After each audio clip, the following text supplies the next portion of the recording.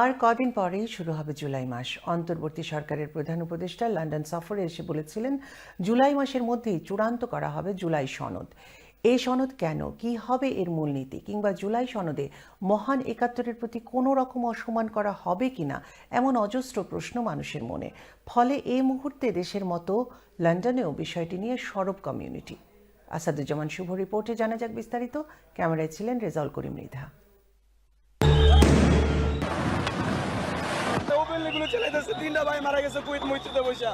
বাংলাদেশের রাজনীতিতে এখন সবচেয়ে আলোচিত বিষয় জুলাই সনদ। অন্তর্বর্তী সরকারের উদ্যোগে একটি ঐক্যমতমূলক রাজনৈতিক সনদ তৈরি হচ্ছে, যেখানে অংশ নিচ্ছে প্রায় সব বড় দল। তবে মতদ্বৈততাও রয়েছে।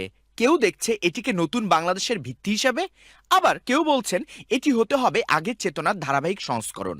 জাতীয় নাগরিক পার্টি এর কেন্দ্রীয় নেতা সম্প্রতি চ্যানেলসকে জানান, জুলাই সনদ যদি এখনোই না আসে তবে নতুন বাংলাদেশের স্বপ্ন ভেঙে পড়বে। এটি শুধু একটি কাগজ নয়, এটি হচ্ছে একটি প্রজন্মের আকাঙ্ক্ষা। একটা নির্বাচিত সরকার গিয়ে বাংলাদেশের যে প্রতিষ্ঠানসমূহ আছে রাষ্ট্রের, এগুলাকে সংস্কার করবে এই আশা আমরা রাখি না। জুলাইতে যারা প্রাণ দিয়েছে, জুলাইয়ের যোদ্ধারা, তাদের অধিকারকে যদি প্রতিষ্ঠা করতে হয়, তাদের রাজনৈতিক আকাঙ্ক্ষা, তাদের নতুন বাংলাদেশ বিনির্মাণের যে স্বপ্ন, এটা যদি বাস্তবায়ন করতে হয় তাহলে জুলাই সনদকে অতি তাড়াতাড়ি বাস্তবায়ন করতে হবে, এবং এটার জন্য আমরা মাঠে থাকব। অন্যদিকে এবি পার্টি মনে করে এই সনদ শুধু রাজনৈতিক ঐক্যের নয়, বরং অন্তর্বর্তী সরকারের আইনগত বৈধতা ও জুলাই স্পিরিট ধরে রাখার একমাত্র পথ। অন্তর্বর্তী সরকারের যে কার্যক্রমের একটা আইনগত বৈধতার ইস্যু আছে, এটা মনে করি এই জুলাই সনদের মধ্যেই এটার বৈধতা উৎপন্ন হবে এবং এটা পরবর্তীতে রেটিফিকেশনের সুযোগ আসবে। এখন যে স্পিরিট, এখন যে স্টেক হোল্ডারগুলো আছে, তাদের যে ভয়েসটা আছে, এখন শোনার মতো প্রেশার আছে। একটা গভর্নমেন্ট চলে আসলে তাদের এই প্রায়োরিটিটা থাকার কথা না আর কি।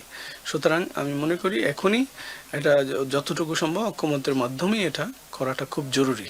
বিএনপি জুলাই সনদের প্রতি নীতিগত সমর্থন জানিয়ে বলেছে, যে কোনো ফ্যাসিবাদ বিরোধী রাজনৈতিক দল প্রতিরোধের রূপরেখা হবে এ সনদ। শত শত মানুষের রক্তের বিনিময়ে, লাশের বিনিময়ে এই অবস্থা আমরা ফিরে আসলাম।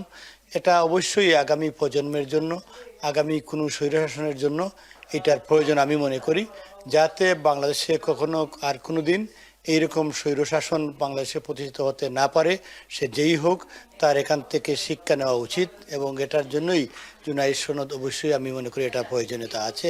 তবে সবাই এই বিষয়ে পুরোপুরি একমত নন। একজন রাজনৈতিক বিশ্লেষক বলছেন, এই সনদ যেন ৭১-এর স্পিরিটকে অসম্মান না করে সেই দিকে নজর দিতে হবে। বাংলাদেশের একটা ভিত্তি রয়েছে, আমার একটা জন্ম সনদ রয়েছে, আমার একটা বার্থ সার্টিফিকেট রয়েছে। বাংলাদেশের জন্ম সনদ 4টি মৌলিক সংবিধানের 4টি মূল নীতির উপর ভিত্তি করে বাংলাদেশ। যদি আপনারা বলেন যে 72-এর সংবিধান ছুঁড়ে ফেলে দিবেন, সেটা সম্ভব না। আপনাকে ওই 4টি মূল নীতির উপর ভিত্তি করে এগোতে হবে। পরিবর্তন হতে পারে, পরিবর্তনের সময়ের সাথে আপনাদেরকে নতুন করে কোনো কিছু সংযোগ করতে। তবে একটা জিনিস মনে রাখতে হবে, এখন রাষ্ট্রপতির অর্ডিন্যান্সের মাধ্যমে কিন্তু দেশ চলছে। রাষ্ট্রপতির অর্ডিন্যান্সগুলি সবগুলি আইন কিন্তু আগামীতে যারা সংসদে পার্লামেন্টে যাবেন তাদের মাধ্যমে কিন্তু অনুমোদিত হতে হবে, নাহলে কিন্তু কোনো আইনই কিন্তু বৈধ হবে না। জুলাই সনদ এখন আর শুধুমাত্র একটি রাজনৈতিক ঘোষণা নয়, বরং হয়ে উঠছে গণতন্ত্র, স্বচ্ছতা ও জবাবদিহিতার প্রতীক। প্রত্যাশা অনেক, প্রশ্ন একটাই, এই সনদ বাস্তবে কতটা এগিয়ে নেয় বাংলাদেশকে? পর্যবেক্ষকরা বলছেন, জুলাই সনদ বাস্তবায়ন হলেও নির্বাচিত সরকার আসার পর এর কার্যকারিতা কি হবে তা সময় বলে দিবে। আসাদুজ্জামান শুভ, চ্যানেলস নিউজ, লন্ডন।